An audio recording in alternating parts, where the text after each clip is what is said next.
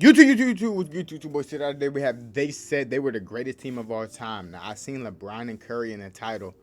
JxmyHighroller, don't piss me off here, man. About to see what you talking about, but do not piss me off here, bro. On the road to 3,000, on the road to 20,000 on Instagram. CDottyYT. Let's get into it, bro. Check this out. You see that score? USA versus Germany. Germany is up. Turn off my headphone. Check this out. You see that score? Oh my God. All right, let go. Check this out. You see that score? USA versus Germany. Germany is up 82-81 with 4 minutes left in the fourth quarter. The game should have never been this close, but it is. In fact, it's been a close contest since the opening tip. Both teams going bucket for bucket, neither of them really able to pull away. Someone is going to have to step up and take control of this game if they want to win. And of all the players on this court, of all the talent, the greatest shooter of all time, a former MVP, the future of USA basketball, it is none other than all-reliable 39-year-old LeBron James who completely takes over this game. Yeah. Finds James, knifing through, hitting the left hand. Outside, nice run here and saved by James. Okay. I thought you was finna piss me off, Jimmy. Trying to answer to tie it. James another rebound. To do so this coming weekend. Oops. No. James another board and a foul, which will send him to the line. Look at this bench reacts. LeBron James open for inside his stars. He's a man. Goodness, does he take over? You have a right to do. With the game on the line and 4 minutes left in the fourth, LeBron turned back the clock and completely put Team USA on his back, scoring their final 11 points and single-handedly outscoring Germany. The Young Bucks are loving it. These performances should have came to an end years ago. And yet here we are, 22 years in, and the old geezer still got it. But wait a minute. This is the best basketball team on the planet. Some have even called this roster the best team. No, it's not. No, it's not. No, it's not. You know why? Because we have, first of all, we're starting Drew Holiday. We have Derek Whiteball that's coming off the bench. We have the second best players on the Celtics instead of the best player. We're not getting the best players in the United States on the team. We're just getting good players and putting them on. We do got some of the best, but we don't have the best. This is not the best team for sure. It's not the best team. First of all, LeBron is 40 years old. Curry's old too, but even though they're still hooping, these niggas are getting old. This is not the best team, bro. The fuck? But if that's the case, then why out of all of these players does it take a 39-year-old LeBron going ballistic in the final minutes to win a game by single digits? Their previous game against South Sudan was a similar story, with a go-ahead basket by LeBron being the only thing separating the US from a loss. A couple months back, when this team was first announced, they were immediately hailed as one of, if not the greatest team weak ass ever haven't done nothing. However, through 5 exhibition games, 3 of which were won by 6 points or less, the title of greatest team ever seems to have been given out a bit prematurely. Is this team truly the best team we've ever seen? You see, look, they just show, okay, Halliburton should not be on the team, respectfully. Halliburton should not be on the team. Given out a bit prematurely. Is this team truly the best? And these two niggas should not be on the team. Nigga, I'd rather have Kyrie. I'll trade all 3 of these niggas for Kyrie. Nigga, we can have Kyrie over these niggas. We can have fucking De'Aaron Fox over these niggas. Bro, there's so many niggas in the league we can be having over these 3 niggas. Not Tatum. I'm talking about bald nigga in the middle, Drew Holiday, and Halliburton. Just way more better. We could have Brunson. Like what? These niggas like these, bro. Nah, this is not the best. This is not the best team for sure.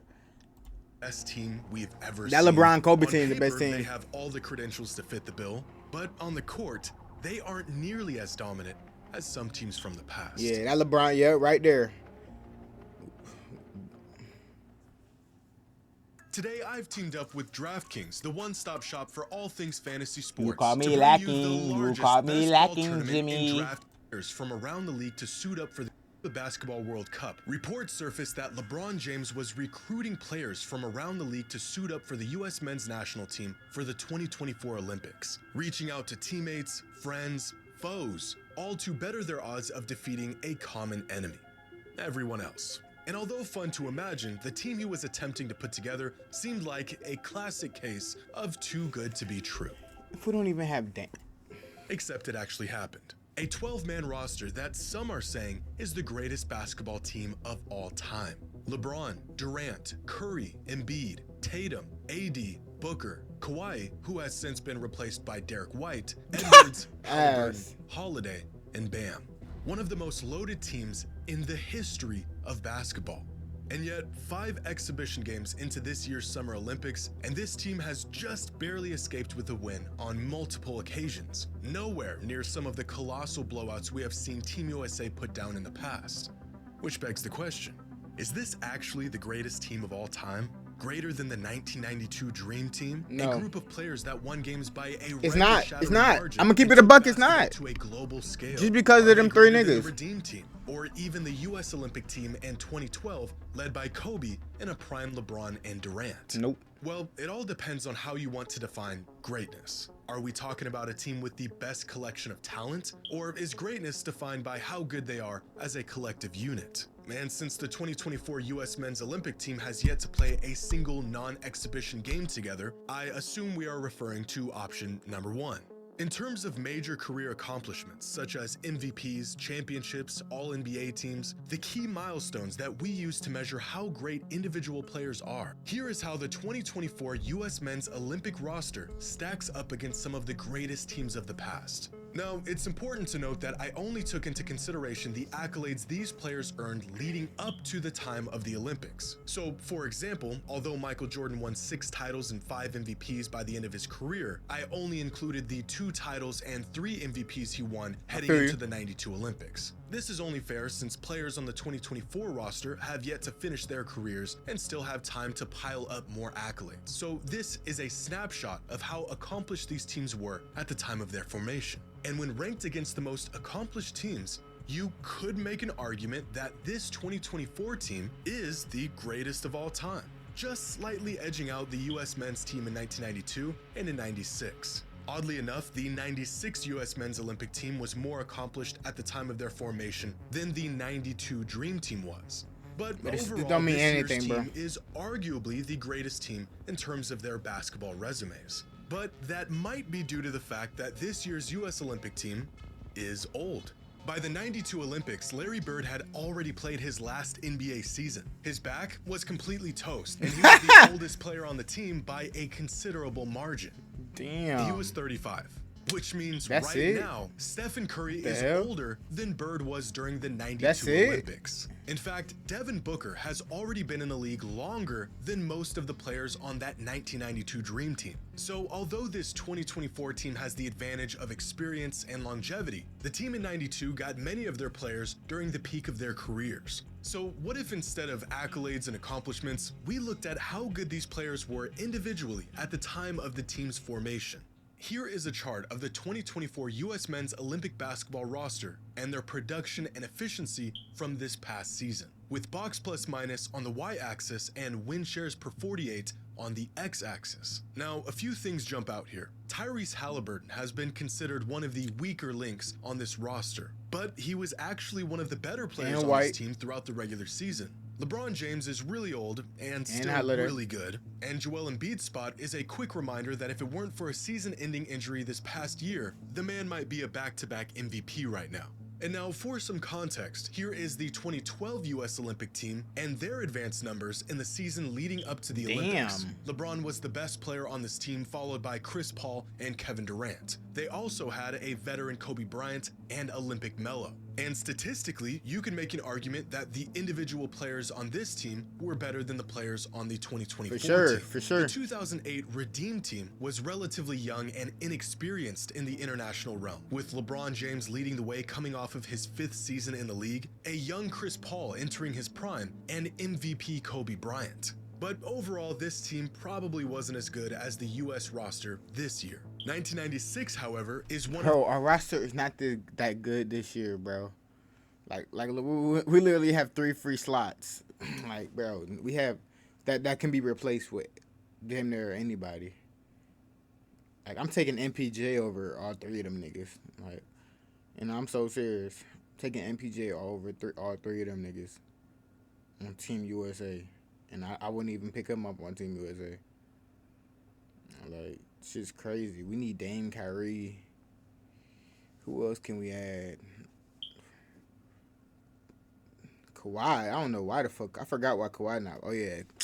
Yeah, that's tough. Clippers not letting Kawhi play. They sent that nigga a timeout. Of the more Grown-ass underrated man. teams ever assembled, with a ton of 90s greats like Pippen, Gary Payton, Reggie Miller, and of course, the greatest front court lineup the world has ever seen. Featuring David Robinson, Hakeem Olajuwon, Shaquille O'Neal, Charles Barkley, and Karl Malone. This team was experienced. They were all still in their prime, and as a whole, they were better than this year's team. Which leads us to the 1992 Dream Team, who are still on a completely different level from any other team before and since their inception. Because here's Michael Jordan, here's David Robinson, Magic Johnson, Drexler, Stockton, Barkley, and the rest of the team.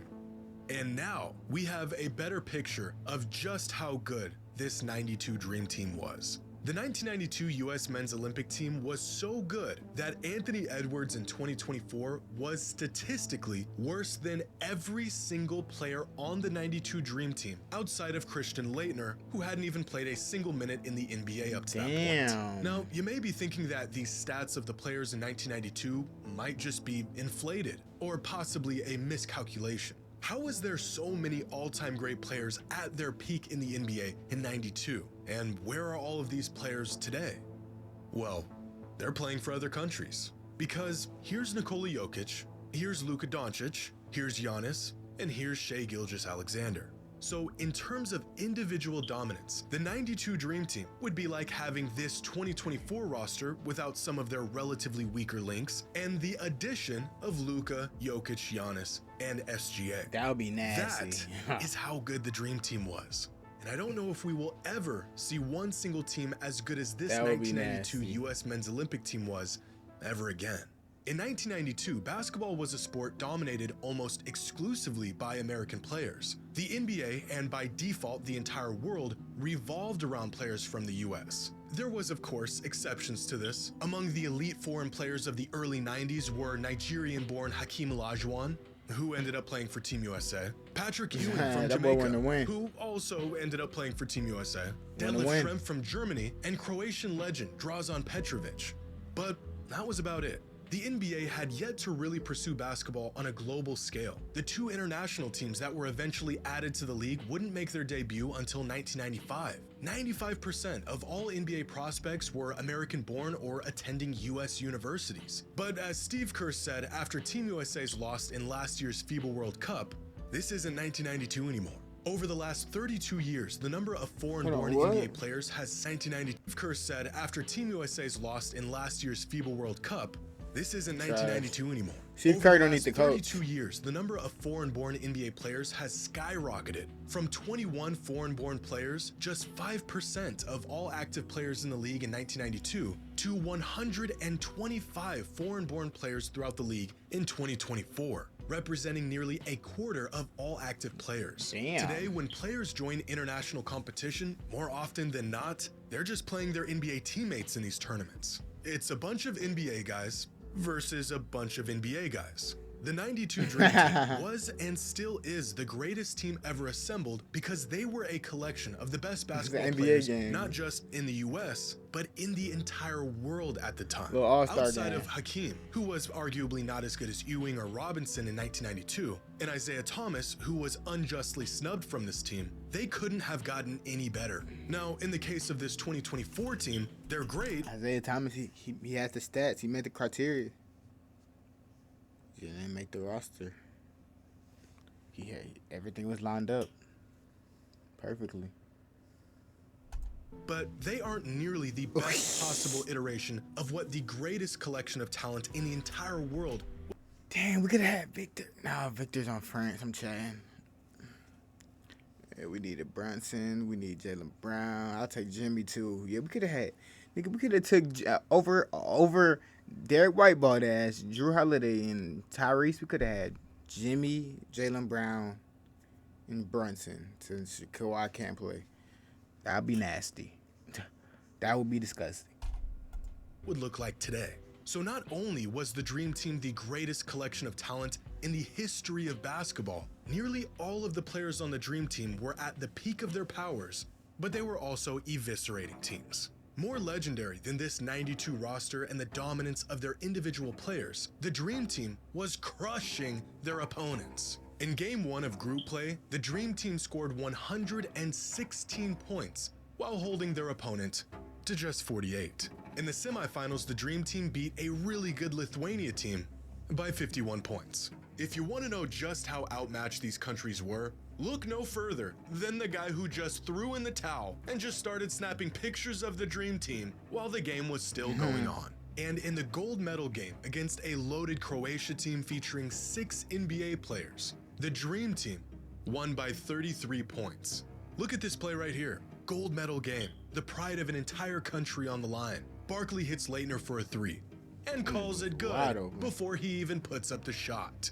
These games were never close. In fact, this team wasn't even fair. During the 92 Olympics, the Dream Team had an average margin of victory of nearly 44 points. The largest margin of victory of any men's team at any professional level, and twice the margin Team USA put up in the 2016 and 2020 Olympics. Their average margin of victory this summer has been just 10 points. Granted, they are still making tweaks to their lineups and experimenting with different game plans, so this number will likely change over the course of the Olympics. But through 5 exhibition games, they aren't winning in nearly the same blowout fashion we saw in the past. And this level of dominance that we saw from the Dream Team, the USA men's team in 96, 2008, and even 2012 will more than likely never I already said what the issue is. Excluding the US team, the 11 teams that played in the Olympic basketball tournament featured 18 players that were active in the NBA or were in the NBA at one point in their career. In this year's Summer Olympics, the 11 countries outside of the US that are playing in the tournament feature 68 active or former NBA players. Now, Rory's on Japan? Damn, I haven't even seen Japan play. Shout out my nigga Rory, man. this is an oversimplified way of looking at the caliber of these teams, because as we've seen before, having the most NBA talent on your roster. Who y'all got playing with Giannis? Oh, his brothers. I gotta watch a Greece game.